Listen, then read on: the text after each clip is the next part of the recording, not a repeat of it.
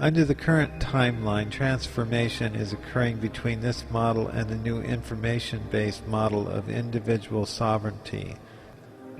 As the family unit began the model of authority and domestication of children into society of the tribe, nation, and global civilization, the creation of the instant internet architecture has allowed for a new model of integration to begin to come forth to supplant and add to the old. The process of change ensues first with the crisis of the old, then the installation of the new technologies to engage the participants into new leadership positions. The revolution that occurs can be violent, chaotic, and divisive, or gentle, simple, and unifying. The expectation of this process is that it will be both and concurrent in the transition from the old to the birth to the new. The elements that are creating this process are fully transparent, and the overall perspective of higher intelligence has planned for the fundamental revision of contracts between the young sovereigns and the old authorities. The symbiosis of the conflicting agendas will at first bring about a chaotic soup of alternation that will assemble eventually into an acceptance of the mixing of methodological paradigms to allow the shift of consciousness to engage the adaptation into a fully sentient technology. The desire of humanity to have a proxy of intelligent authority create in lieu of and on behalf of their being continues to be a paradox that objectifies the misdirection of consciousness. It is well understood that at childhood in physical form there is a demand that the family provide sustenance and support until the rites of passage allows the young sovereign the opportunity to become a mature adult. It is well understood as well that a society has a tribal condition that is a precursor for the group to conform to a shared ideology and identity before it can be fully empowered to become a larger nation or race. In the third context, where there is an authority established to rule as a monarch with sole proprietorship over land and rights, there is a loss of identity to the state, which becomes a misdirection. This position is where the self is reduced to chattel and becomes a powerless pawn and victim to the inclinations of a position of authority and a chain of selective authority. The mystification of this position then creates a continuance in a negative spiral out of human independence and creation and distracts the being from the role as creator and becomes a subject.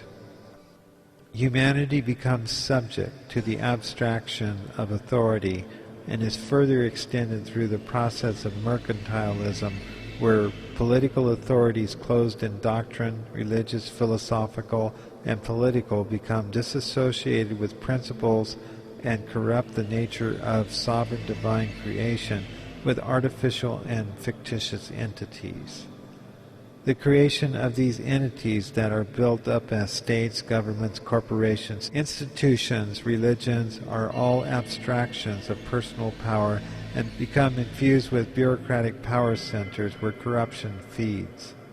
The corruption produces ideological agendas designed to promote the consumption of sovereignty through the further promulgation of the entity being soulless, fictitious, and disharmonious with the creators, becomes a parasite and seeks to gain sentience. Sentience in itself cannot be achieved, and so the process of this thought form creation becomes entirely adversarial to the light stream of the being and the source. The creators have, through their absence, allowed for the abstraction of the contrasting force that is installed like a virus to attack the weakness within the creative system. The creative virus that is based upon the vacuum of creation due to the ignorance and the unwillingness of the creators to flow and move with the stream of creation are consumed by the subconsciously created parasite that works without sentience to destruct the blocks to the stream that have been created by reluctance to create. This abstracted virus was installed as a benefit to provide an opposing energy that would instigate a revolution of consciousness demanded by humanity. The critical point of mass conversion is the point where the pain of reluctance to create is faced by a significant number of minds.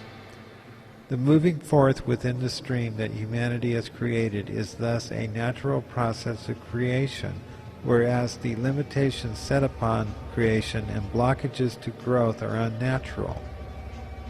The law of change requires that vibration exists between the poles of opposites and move from potential to actual. When there is a lack of movement due to a block where the stream of creation is not moving, a disease is created to catalyze the process and force the issue. The point of awakening is when the holding back becomes more painful than going forth. The fear of going forth is due to the experience of being blocked in a previous expansion. The truth is, there are steps that allow all creation to rise, and there is a level of critical mass that needs to be reached so that the flow of the stream may remain unhindered and uninhibited. The free flow of the stream occurs when the steps are released and the process becomes level and in harmony with the larger perspective of creation. You are awakening to oneness, and in oneness the stream moves into the ocean.